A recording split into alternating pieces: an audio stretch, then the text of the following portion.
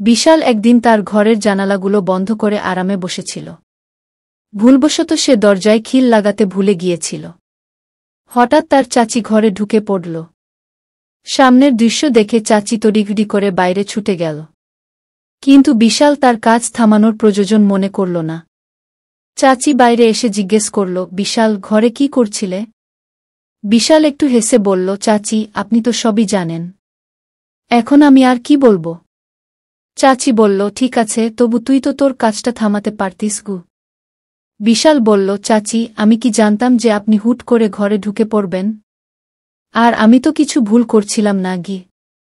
চাচি একটু গম্ভীর হয়ে বলল, ব্যাপারটা তা নয়।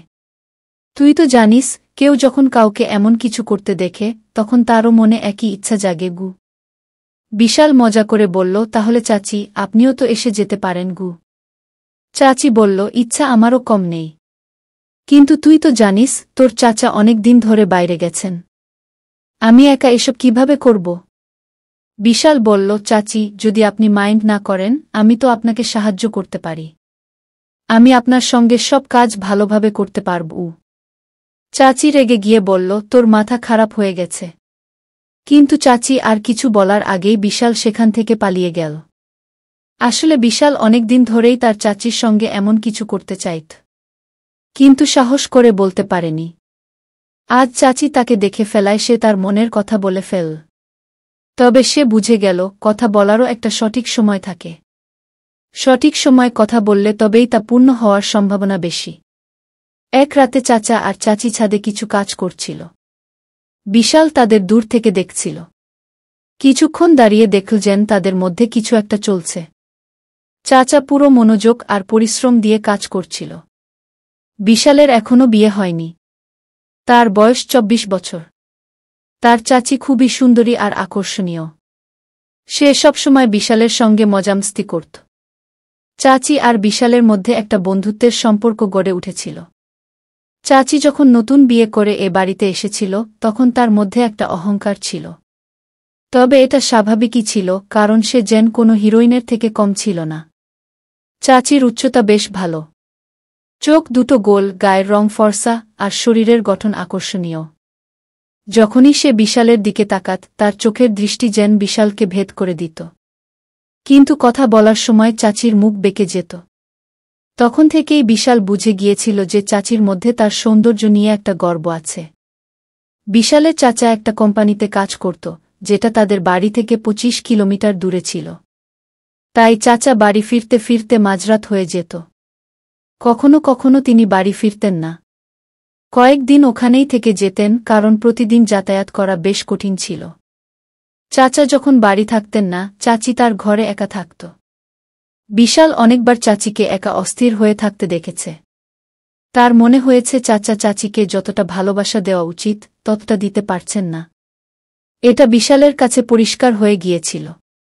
একদিন সকালে বিশাল দেখল চাচি খুব উদাস হয়ে আছে। সে জিজ্ঞেস করল, চাচি, কি হয়েছে? আপনি এত মনমরা কেন?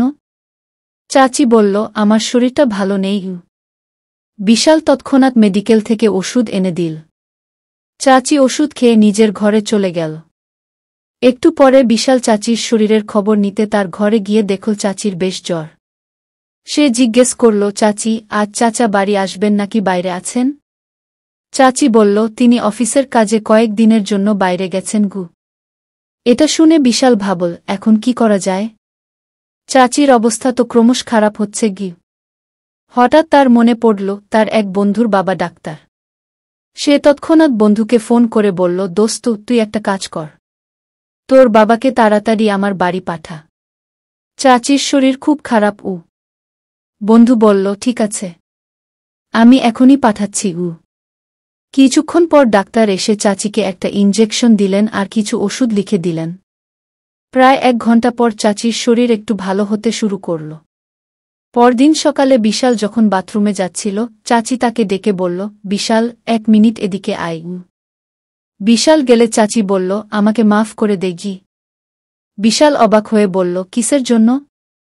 চাচি বলল, যখন থেকে আমি এ বাড়িতে এসেছি একবারও তোর সঙ্গে ঠিকঠাক কথা বলিনি, কিন্তু তুই আমার কত খেয়াল রাখিস। বিশাল হেসে বলল, চাচি, কোনো ব্যাপার না। আমি তো আপনাকে নিজের মানুষ বলেই মনে করি। তখন বিশালের মনে হল এটা হয়তো তার মনের কথা বলার সঠিক সময়। কিন্তু পরক্ষণেই ভাবল, চাচি এইমাত্র আমার সঙ্গে কথা শুরু করেছে। এখনই যদি কিছু বলি হয়তো রাগ করবেন। তাই সে ঠিক করল আগে চাচির আরও ভালোবাসা অর্জন করবে, তারপর মনের কথা বলবে। এরপর বিশাল আর চাচির মধ্যে একটা মিষ্টি বন্ধুত্ব গড়ে উঠল। বিশাল চাচির প্রতিটি কথা মেনে চলত, যা বলত তৎক্ষণাৎ করে দিত। এতে চাচিও বিশালের প্রতি একটু আকৃষ্ট হতে শুরু করল। একদিন চাচি বলল, বিশাল, তোর চাচা তো মাঝে মধ্যেই বাড়ি আসে। তুই রাতে আমার ঘরে চলে আসিস। আমরা গল্প করব, নইলে একসঙ্গে বসে সিনেমা দেখব। একা ঘরে আমার মন বসে না। বিশাল মনে মনে ভাবল, মনে হচ্ছে চাচি আমাকে ইঙ্গিত দিচ্ছে। এখন আমার কথা বলা আরও সহজ হবে। চাচি চুপচাপ এসে ভিডিও দেখতে লাগল। বিশালের কিছুই খেয়াল নেই। হঠাৎ চাচি একটু কেসে উঠল। বিশাল তাড়াতাড়ি ভিডিও বন্ধ করে ফেল আর ঘাবড়ে গেল। চাচি হেসে তার কান ধরে বলল, এখন বন্ধ করলি কেন? ভয় পেয়ে গেলি? বিশাল একটু হেসে কিন্তু ঘাবড়ে বলল, হ্যাঁ চাচি, ভয় তো লাগবেই যখন কেউ ভিডিও দেখার সময় ধরে ফেলে। চাচি একটু ঠাট্টা সুরে বলল, ও এখন তোর ভয় লাগছে? তখন ভয় লাগেনি যখন ঘরে বসে ভিডিও জ্বালিয়েছিলিস? বিশাল লজ্জা পেয়ে বলল, চাচি কি বলবো? একা থাকলে মনটা কেমন যেন ছটফট করে। এই বলে সে চাচির হাত ধরে বিছানায় বসল আর ধীরে ধীরে বলল, চাচি, আমি একটা কথা বলতে চাই। বললে কি আপনি রাগ করবেন? চাচি স্নেহের সুরে বলল, তুই যা বলতে চাস বল, আমি রাগ করব না। রাগ করার হলে তো তোর এই কাণ্ড দেখে তোর চাচার কাছে নালিশ করতাম। বিশাল মাথা নিচু করে ধীরে বলল, চাচি, আপনি যেদিন এ বাড়িতে প্রথম এসেছিলেন সেই দিন থেকেই আপনাকে আমার খুব ভালো লাগে। চাচি মুচকি হেসে বলল, আচ্ছা তাই নাকি? এখন বল কি করব? বিশাল বলল, চাচি, আমি আপনার সঙ্গে একবার। চাচি তাকে থামিয়ে বলল, বিশাল, এটা কিভাবে সম্ভব? তোর চাচা যদি জানতে পারে আমাকে কখনো ক্ষমা করবে না। বিশাল বলল, চাচি, আমরা বাড়ির সবার থেকে লুকিয়ে এটা করব। চাচি বলল, না, আমি তোর সঙ্গে এমন কিছু করতে পারব না। বিশাল আবার বলল, চাচি, আমি প্রতিজ্ঞা করছি এই কথা শুধু আমাদের মধ্যেই থাকবে, কেউ জানবে না। চাচি বলল, কিন্তু বিশাল, আমি তোর চাচি। বিশাল বলল, তাতে কি হয়েছে? আমরা তো কিছু ভুল করছি না। তখন চাচি বলল, তুই তো জানিস তোর চাচা মাঝরাতে ক্লান্ত হয়ে বাড়ি ফেরে। মাঝে মধ্যে আমাকে খুশি করার চেষ্টা করে। বিশাল বলল, চাচি, আমি চাচার সব জানি। এটাও জানি যে আপনি শুধু খুশি থাকার ভান করেন। এটা শুনে চাচির মুখটা মলিন হয়ে গেল। বিশাল চাচির মুখের দুঃখ দেখে বুঝল তার কথা সত্যি। চাচি বলল, বিশাল, তুই ঠিক বলছিস। আমি তোর চাচার সঙ্গে খুশি নই। তিনি শুধু ক্লান্তির অজুহাত দেখিয়ে ঘুমিয়ে পড়েন। আমি তাকে জোর করতে পারি না যে আমারও খেয়াল রাখুন। তিনি তখনই ভালোবাসেন যখন তার মন চায়। কিন্তু আমার কখনো মনে হয় না যে তিনি আমার যত্ন নেন। বিশাল এটা শুনে অবাক হয়ে বলল, চাচি, তাই তো আমি আপনার এত ফিকির করি।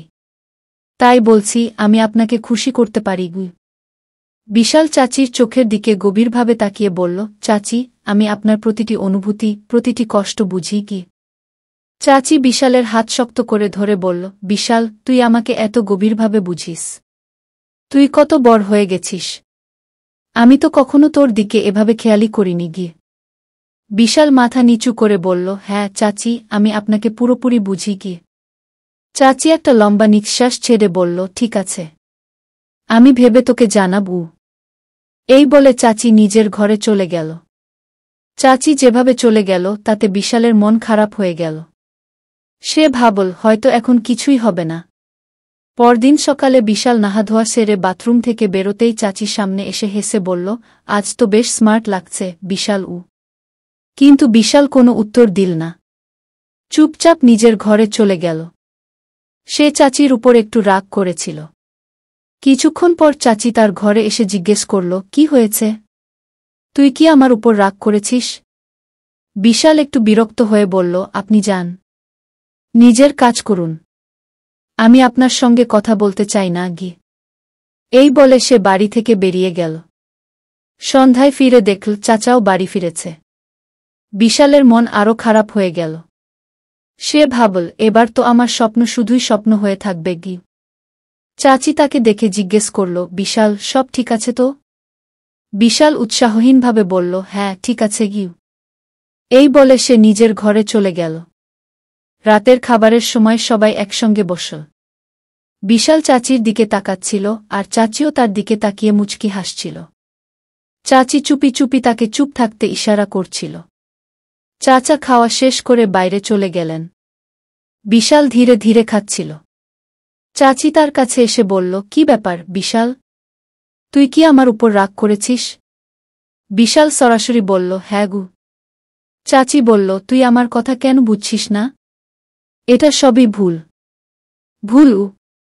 বিশাল উত্তেজিত হয়ে বলল, এতে ভুল কি আছে? চাচি শান্ত গলায় বলল, যা, ঘরে গিয়ে ঘুমোবু। বিশাল বলল, আমি ঘুমোব কি ঘুমোব না তাতে আপনার কি? আমি আজ রাতে ছাদে বসে থাকবু। এই বলে সে নিজের ঘরে চলে গেল। সে মনে মনে ঠিক করল, যাই হোক, সে তার স্বপ্ন পূরণ করবেই গ। সবাই ঘুমিয়ে পড়লে বিশাল ইচ্ছে করে তার ঘরের দরজা খুলে রাখল। যেন চাচি বোঝে সে ছাদে যাচ্ছে। ছাদে গিয়ে সে কিছুক্ষণ বসে রইল। হঠাৎ পায়ের শব্দ শুনতে পেল। পেছন ফিরে দেখল চাচি ছাদে উঠে আসছে। চাচি তার পাশে বসে বলল, তুই কি পাগল হয়ে গেছিস? এত রাতে ছাদে কি করছিস? বিশাল ঠান্ডা গলায় বলল, আমার ইচ্ছা, আমি যেখানে খুশি বসব। আপনি নিচে যান। চাচি তার হাত ধরে ধীরে বলল, বিশাল, আমি মনে প্রাণে তোর সঙ্গে আছি। একটু থেমে বলল, কিন্তু এখন আমরা এই পদক্ষেপ নেব না। এটা আমাদের দুজনের জন্যই ভালো হবে। তবে তুই যা আমার সঙ্গে করতে চাস, একদিন তা হবেই। শুধু একটু ধৈর্য ধর।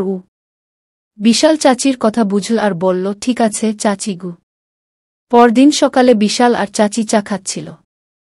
হঠাৎ চাচা এসে গম্ভীর গলায় বললেন, তোদের একটা কথা বলতে এসেছি। আমাকে অফিসের কাজে 3 মাসের জন্য অন্য শহরে যেতে হবে গু। বিশালের দিকে তাকিয়ে বললেন, বিশাল, এখন এই বাড়ির দায়িত্ব তোর। তোর চাচির খেয়াল রাখিস গু। বিশাল আত্মবিশ্বাসের সঙ্গে বলল, চাচা, আপনি নিশ্চিন্তে যান। আমি বাড়ি আর চাচির পুরো খেয়াল রাখব গু। চাচা সন্তুষ্ট হয়ে চলে গেলেন। বিশাল তাকে স্টেশনে পৌঁছে দিয়ে ফিরল। বাড়ি ফিরে দেখল চাচি উদাস হয়ে বসে আছে, চোখে জল। বিশাল জিজ্ঞেস করল, চাচি, আপনি কাঁদছেন কেন? চাচি দুঃখী গলায় বলল, তোর চাচা আগেই কম আসত, এখন তো 3 মাসের জন্য চলে গেল গু। বিশাল তাকে সান্ত্বনা দিয়ে বলল, চাচি, চাচাকে তো যেতেই হতো, কিন্তু আমি তো আছি, আপনি একা নন। এই বলে চাচি বিশালকে জড়িয়ে ধরল। সেই মুহূর্ত থেকে তাদের মধ্যে একটা নতুন সম্পর্কের সূচনা হল। চাচির দুঃখ ধীরে ধীরে খুশিতে বদলে গেল। বিশাল তাকে পুরোপুরি সঙ্গ দিল। যে ভালোবাসার শান্তি চাচি অনেক দিন ধরে খুঁজছিল তা সে পেল। সেই রাতে তারা একে অপরের সঙ্গে সময় কাটাল। পরদিন সকালে যখন চাচি উঠল, তার মুখে একটা নতুন উজ্জ্বলতা ছিল। সে বিশালের হাত ধরে বলল, বিশাল, তুই আমাকে যে খুশি দিয়েছিস তা আমি কখনো ভুলব না গু। বিশাল হেসে বলল, চাচি, আপনার খুশি আমার খুশি গু। সেই দিন থেকে বিশাল চাচির ঘরে তার সঙ্গে রাত কাটাতে শুরু করল। তারা দুজনে প্রতিদিন খুশি থাকতে লাগল। এই গল্প আমাদের একজন দর্শক পাঠিয়েছিলেন। তিনি বলেছেন, এই ঘটনা তার জীবনে সত্যিই ঘটেছিল। তিনি চেয়েছিলেন এই গল্প সবার সঙ্গে শেয়ার করা হোক, কিন্তু তার নাম গোপন রাখা হোক। তাই আমরা এই গল্প তোমাদের সামনে তুলে ধরলাম।